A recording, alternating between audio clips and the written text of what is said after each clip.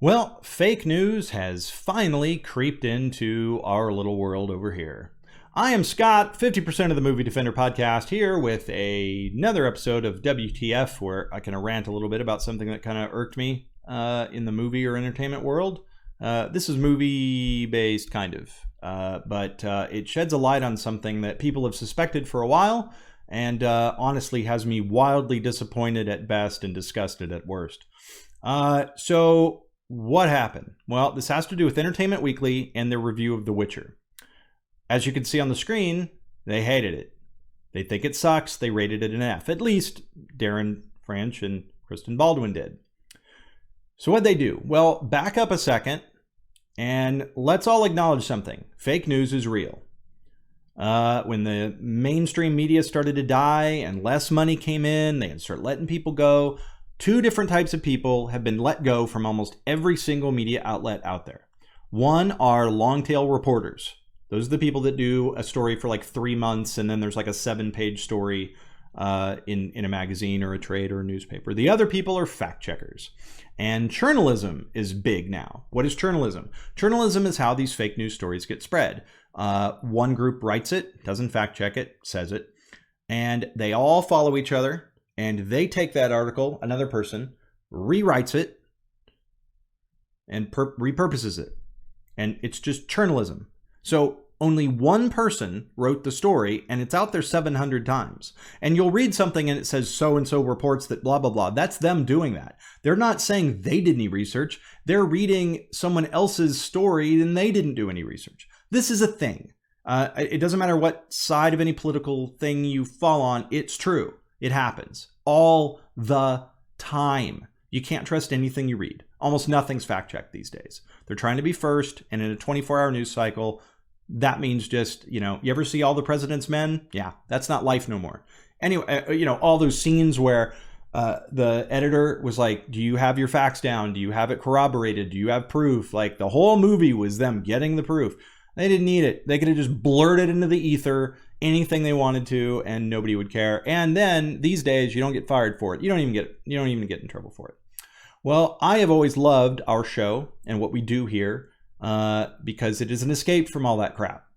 Well, it has seeped its way in here into our world. When Donald and I do a movie and review it, we watch it usually multiple times and we consume the entire thing and we watch it front to back. We throw out our expectations for what we wanted it to be and we judge it based on what we were given. So what's the big deal? What Entertainment Weekly do? Well, there's a problem with this review. So this review says the series sucks. It's terrible. There's a problem. They didn't watch the show. So before you go, well, wait, Scott, how could they review it if they didn't watch the show? They watched a little bit of the show. So I'm just going to scroll down here. Here's the thing. The review sucks anyway. She's more worried about his wig and the fact that there's naked people. Well, if you didn't watch play the video games or read the books, guess what, folks? It's a really adult series and there's naked people in the video game.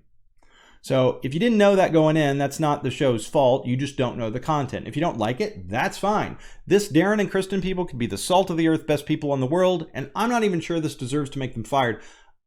I'm just wildly disappointed this is where we've gone. So here's the thing. This interview, or this review, is an interview style informal back and forth between them, and they kind of transcribe it. So it kind of goes back and forth.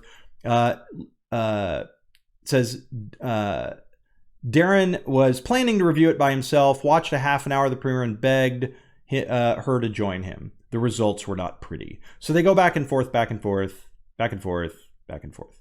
Then you get here. This is what the internet's blowing up about, and they should, and this guy deserves every bit of crap he's getting. Right here. Because life is too short for Netflix drama running times, I skipped ahead to the 5th episode, which brings us to blah, blah, blah. Darren, I'm done reading your review, dude. I'm out. Okay, this is Rolling Stone magazine doing an album review, listening to the first 2 tracks and quitting. They watched the first 2 episodes, skipped to 5, didn't finish 5, and bailed out.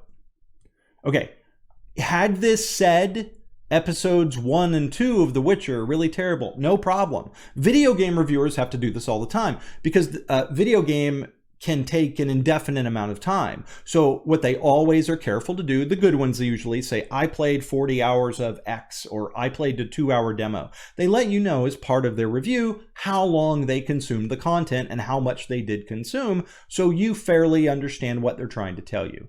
These guys implied that the entire series sucked and they didn't watch it. Now, the first problem with this is it's not fair to the showrunners. Like, we are going to talk to Industrial Light and Magic really soon about the work they did on The Rise of Skywalker and Six Underground and The Irishman. And we are very proud of that because we're not going to throw shade at that. They busted their ass. Like, the amount of just sheer hours and time away from families, from the key grip to the writers and director, everybody involved, Henry Cavill and the cast. If you're going to tell the world, don't watch their show, it sucks, would you please consume the content first? Because what he said out loud, because this was real informal and they weren't thinking and they were just transcribing what they were saying, they said the silent part out loud because a lot of people have suspected this when people review series. Because they'll say this series is great or this is bad, and they're only referencing the first couple of episodes, maybe only one. They're usually very careful. Nope, not here. Witcher sucks. You heard it here first.